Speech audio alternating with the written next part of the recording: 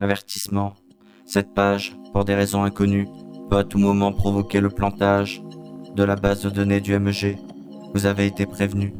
Le niveau 111, connu sous le nom de métropole dysfonctionnelle, est une immense ville légèrement futuriste, remplie de bâtiments brillants et de gratte-ciel.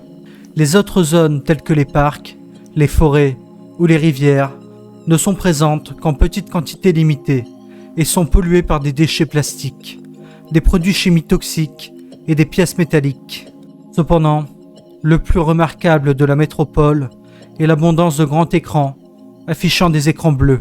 Ceux-ci peuvent inclure sans limiter des panneaux publicitaires, des panneaux d'affiches, des écrans d'aéroports, d'autres éléments déclenchés par certains événements, etc. La ville est figée en permanence à l'aube et ne connaît aucun changement climatique.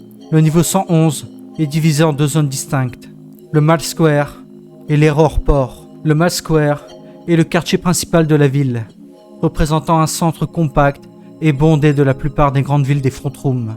Les rues de Mall Square sont envahies par des tonnes de véhicules à l'arrêt, probablement tous de la même année.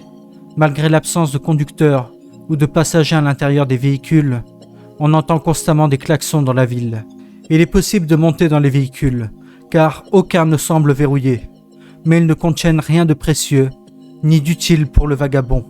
De plus, les commandes des véhicules ne peuvent pas être actionnées, ils ne peuvent donc pas être conduits, et leurs réglages sont purement aléatoires. Les intersections routières sont plus chaotiques, car des véhicules renversés, accidentés ou délabrés bloquent les intersections, ce qui suggère que c'est la cause principale des embouteillages dans la métropole.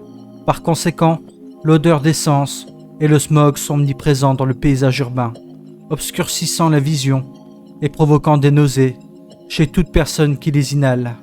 Des panneaux routiers incompréhensibles et absurdes sont placés au hasard, sans tenir compte de l'environnement.